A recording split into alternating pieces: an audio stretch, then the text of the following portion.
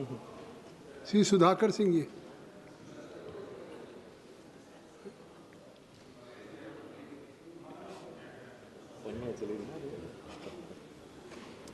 ना सर जवाब देना।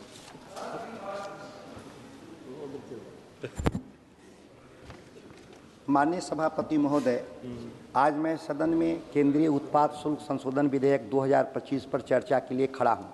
यह विधेयक केवल कर उगाही तक सीमित होता तो बहुत बहस की आवश्यकता यहां पर मैं महसूस नहीं होता, लेकिन बिंदुवार तथ्यों की जांच से बहुत स्पष्ट हो रहा है कि सिन टैक्स की आड़ में ऊंचे कर निर्धारण के क्रम में ग्रामीण अर्थव्यवस्था, रोजगार एवं किसानों की आय जैसे विषयों पर पड़ने वाला असर को अनसुना ही नहीं किया गया, बल्कि बड़े कॉरपोरेट और बहुराष्ट्रीय कंपनियों को बढ़ावा देने वाली नीति साबित होगा। सरकार को यह बिल लाते समय यह ध्यान रखना चाहिए कि बीड़ी, तंबाकू एवं अन्य स्थानीय उत्पाद के उत्पादन में करीब 40 से 45 लाख लोगों को ग्रामीण क्षेत्रों में रोजगार उत्पन्न होता है, जिसमें खास तौर से महिलाओं को अपने घरेलू कार्य के इतर एक आमदनी का वैकल्पिक जरिया हासिल होता है, जिससे अपने और अपने परिवार के लोगों का भरण पोषण होता है।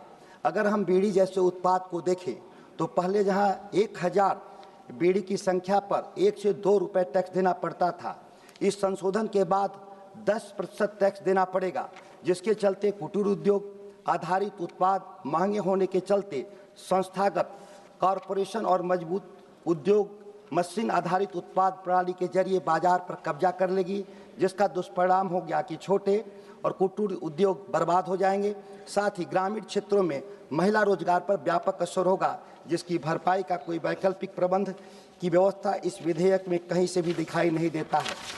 इसके अलावा इस विधेयक से जटिल कर ढांचा और ऊंचे कर लागत से कुटीर एवं असंगठित क्षेत्र के उद्योग, खासतौर से बीड़ी और तंबाकू जैसे उद्योगों को बंद होने से उत्पन्न चुनौतियों से निपटने के लिए इसमें कोई पुख्ता प्रावधान दिखाई नहीं पड़ रहा, जिससे केवल ग्रामीण क्षेत्रों में रोजगार का ही केवल असर नहीं होगा, बल्कि असंगठित क्षेत्र के छोटे कारोबारी दिवालिया भी हो जाने का खतरा मंडराता रहेगा।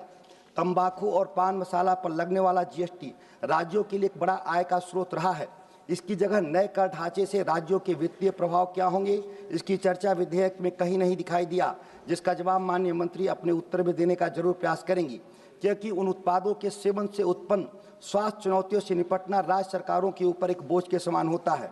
एक तर्क सरकार के द्वारा और यहाँ पर दिया जा रहा है कि ऊंचा टैक्स रेट लोगों के स्वास्थ्य व्यवस्था पर कुप्रभाव को रोकने के लिए किया जा रहा है। हालांकि मेरे अपने अनुभव इस तथ्य को झुठलाता है, लेकिन सरकार इस व्यवस्था से अर्जित अतिरिक्त रकम से किसानों को वैकल्पिक खेती, वैकल्पिक रोजगार एवं तंबाकू उन्मुखीकरण, डी एडिक्शन जैसे कार्यक्रमों में इस्तेमाल की व्यवस्था कहीं पर भी दिखाई नहीं देता, जिससे सरकार की मंशा इससे स्पष्ट हो रहा है।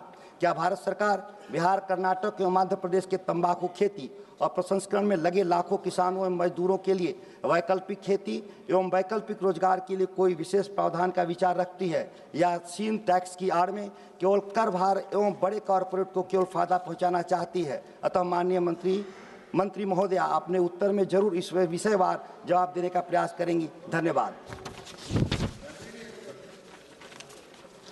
Shri M Gurumurthy ji. Thank you, Honorable Chairman.